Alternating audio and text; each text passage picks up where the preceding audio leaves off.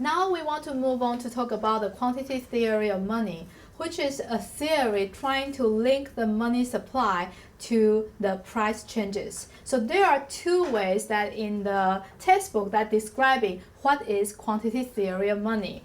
One way of describing it says it is a theory linking inflation rate to the growth rate of money supply. Another way to describe the theory is say it is a doctrine emphasizing that changes in the quantity of money lead to the changes in the nominal output or expenditure, which means it is in dollar value. So now we want to look at this theory in detail, and we want to derive equations to describe this theory. So if we look at these two versions of description in detail, we will find that the inflation rate is about changes in the price, and then the growth rate of money supply is about the changes in the quantity of money. Another way of describing the quantity theory of money also says that the changes in the quantity of money, which is about changes in the M, and then it talks about the changes in the nominal output and the expenditure, which is about changes in the PY. So what we want to do next is that we want to derive equations describing the quantity theory of money from the money supply perspective and from the money demand perspective. So to begin with, when we want to look at the money supply perspective of the quantity theory of money, we want to first introduce the quantity equation. Under this equation, we have the MV equals PT. In here, it is an identity. So what we have is that M is the quantity of money supplied, V is the transaction velocity of money, and then T is the number of transactions, and P is the price of a typical transaction. So in here, it tells us the total value of the transaction need to be equal the quantity of money supply multiplied by how frequent money change hands. So for example, if each dollar bill change hands 5 times, and the quantity of money supply equal 100, then the MV equals 500. Which means that the total value of the transaction happened in this economy also equal 500. So then we can say, well, we look at the MV equal PT, but then what does PT actually is? Probably is hard to measure. So then we look at the PY, because the PY is the total value of output in nominal terms, and PT is the total value of the transaction happened in the economy. So then we know if the total value of output are purchased and consumed by the household, then it should be equal to the total value of the transaction. Therefore, we know we can convert the PT into PY. So then for this quantity equation, now can be MV equal PY. And that will be the equation we want to use to describe the quantity theory of money. So the first assumption we want to make is that we want to assume that the output, which is Y, is a function of the capital and labor input.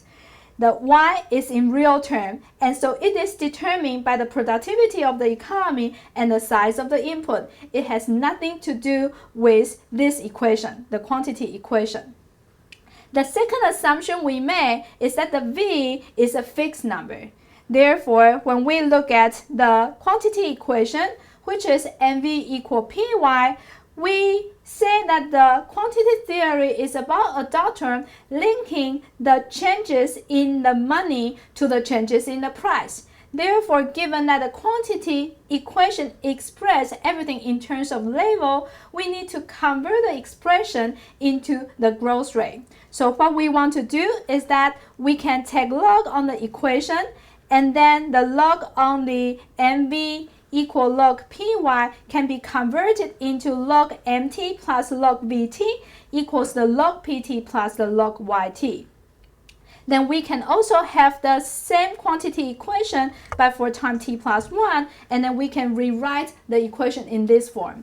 Then we take the difference of these two, and then we are going to have the log difference of each variable, which we say it approximately equal the growth rate. and then we express it as the percentage change in X over X. If it is about the quantity of money, then it is about the percentage change in M relative to the level of M.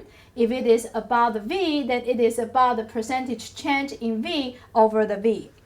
Same thing for P and Y. So then, once we do the conversion from the level to the growth rate, we can rewrite the quantity equation and then convert it to the relationship about the changes in the M, in the V, in the P, and in the Y. So it is about changes in the quantity of money supply plus the changes in the velocity and equal the changes in the price plus changes of the output. So then, given that we assume V is fixed, so we know this value needs to be equal 0. For changes in the P, we know it is so-called the inflation rate. Finally, for the changes in the Y, it is about the output growth rate. Therefore, we can rewrite this equation. We are going to get that the inflation rate will equal to the changes in the quantity of money supply minus the growth rate. Therefore, if the changes in the money supply is greater than the output growth rate, then the inflation rate will be positive. So in conclusion, this version of the quantity theory of money tells us that the economic growth requires a certain amount of money supply growth to facilitate transaction. But then if the money growth is in excess of the amount needed to facilitate the transaction, it will lead to inflation. Therefore, we argue that the inflation rate moves together with the growth of money supply as long as the growth rate of output is roughly constant. Even if the growth rate is not constant, as long as the growth of the money supply increases much higher than the output growth rate, then it will cause inflation. So this is the first perspective about how to come up or describe the quantity theory of money using the money supplies perspective. So now we want to move on to describe the quantity theory of money using the money demands perspective.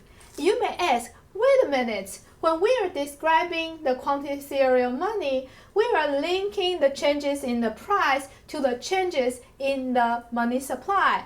So then how could we describe this theory using the money demands perspective?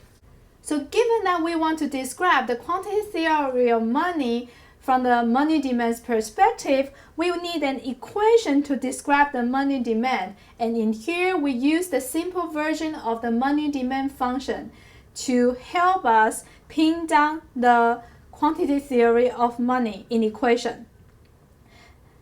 Before we do that, we need to make assumptions. The assumption we made is that the money market needs to be in equilibrium. Because the money market is in equilibrium, therefore we know the real money demand needs to be equal to the real money supply.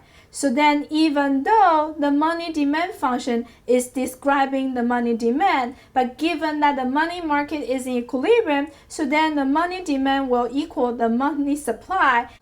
So then we will be able to describe the concept of quantity theory of money using the money demand function as long as the money market is in equilibrium, because we can replace the real money demand with the real money supply. So now let's take a look at how to do that in detail.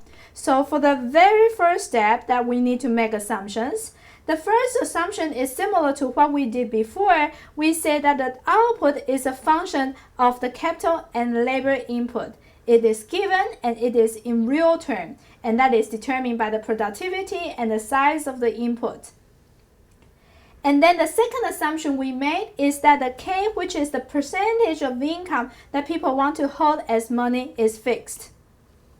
So then the third assumption we make is that the money market is in equilibrium. Therefore, the real money demand needs to be equal to real money supply, and we denote it as M over P. The M can be either the money supply or money demand because it can be the equilibrium quantity of money. Then for the second step, we adopt the money demand function. Based on the assumption we make that the money market is in equilibrium, we can rewrite the equation into the M over P equal K over Y. given that we are talking about the changes in the quantity of money supply versus the changes in the price, again, we need to convert the label into the growth rate or the changes. So then we take log, and then we have the log differences, and then we are going to have the growth rate of each variable. So in here, what we are end up to have is that the changes in the quantity of money supply minus the changes in the price will equal to the changes in the K and the changes in the Y. So in here, we have the changes in the P is the inflation rate, which is exactly the same as what we had before. And then given that we assume that the K is a fixed number, therefore the changes of it equals 0. Finally, the changes in the Y is the growth rate of the Y. Therefore, we can rewrite the equation. We are going to have the inflation rate, which is pi, will equal to the changes in the quantity of money supply minus the growth rate. So we say that for this equation, it tells us that it doesn't matter whether we derive the quantity theory of money using the quantity equation or the money demand function. Either way, it will end up to have the same result. So we say these two perspectives coincide.